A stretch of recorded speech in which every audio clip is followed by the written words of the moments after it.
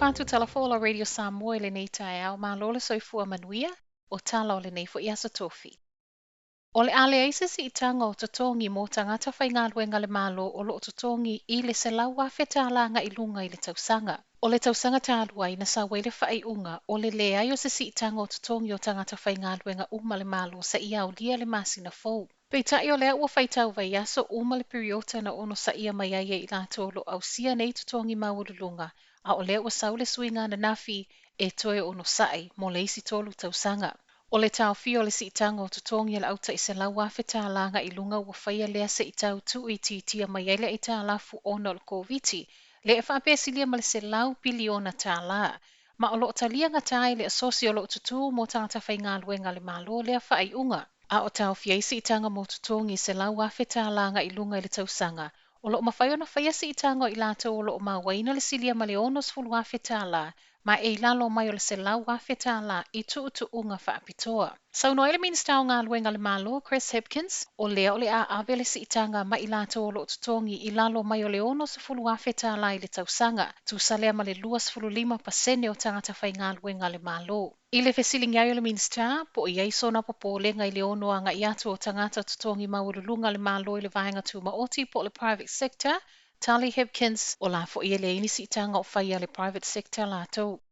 Whaamaunia mai le umo le olo se tasi o tangata ono se whaalavelave na tūlai mai I le whale whai ngā luenga I wiri I au kilani I saute ana nafi. O lo whai eso enga le work safe mai I reportia fōlinga mai o le ua maliu na o mia I se tasi o loli e eile lifi I le pito I tua. Tala le staff o le te o le lua I le awauli le ana amata wa ai eile sa putu atu o te avale leo leo I fafo le whale insinia le fleet image e tu sa mamuli maua tua oi. Ma I whaamauninga mai leo leo o le ua maliu na umai lavalona soifua I le nofuanga na tupu ai le whaalavelave.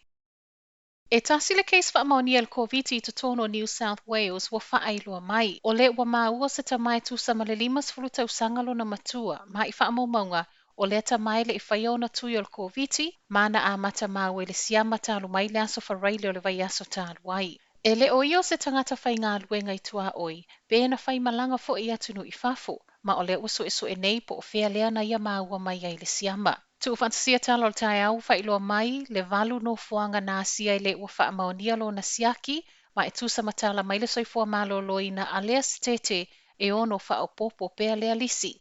Ai atu mai ani usila ma le tūlanga o ta atia ila na whewa isa o loto ma au se tālia, ua whailoa le soifua malo loina e tusa ma reporti wo o mai, o loo mawalalo le tūlanga ono la matio ni usila I lea case fou. Ma ona o lea, o loo mawhanawhana le matanga luenga I le o iei se mafua anga I le taimi nei e ono suia e fua le whewa isa o loto I le vao ni usila ma au se tālia.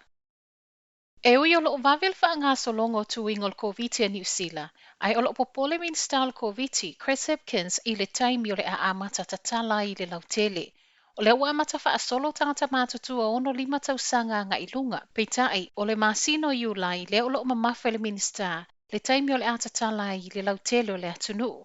Lapata I aima Hipkins, e ono iaini tūlanga e tuta ia ai le sapalai, wha apea le wha so ino le tui I le taimi. O le ua o mai le wala au I tangata mātutua I lunga o le ono 5 tausanga o au kilani I saute, e a ngā iloa mō tui o le lautele o ono saipea. E se ai Northland lea o tatala I tua iso o se tasi wa ova ma le 5 tausanga. O le aso lua o le vai aso nei, ua whaatui na ile mawalunga mō le ulua I taimi o le whai o tui e silia ma le se fulu tolu afe I to tonu o le aso e tasi. Whai watu I tala mai fiti, ua tāpunia le whale mai I lau toka, ma e silia ma le whase lau ngase whaapele au whai ngā luenga o lo loka o mai to tonu. O se whai unga wha tope na sawana po le mai a mawai e to alua fo mai wa wha amaunia wa mawa le COVID. Ma o loo masalomia na pesi a mai le tamasa whai alo na ta o tonga I laso sa fuluiva le masi na ta aluai, ma o lea fo I e leo I loa po o whea lea na mawai e lea tama le vairusi. Wha amaunia ia Dr. James Fong o le soifua malo loi na fiti, o fo mai e to alua wa wha amaunia o la ua siaki, o I la ua nei sa wa aia le tama wa masalomia.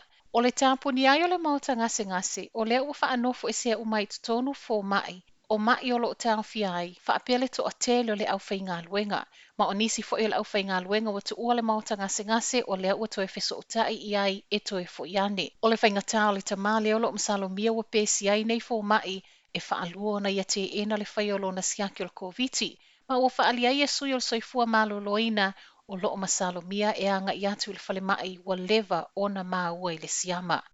Talafonala Radio Samoa mo le nei tai au, manuia le nei aso.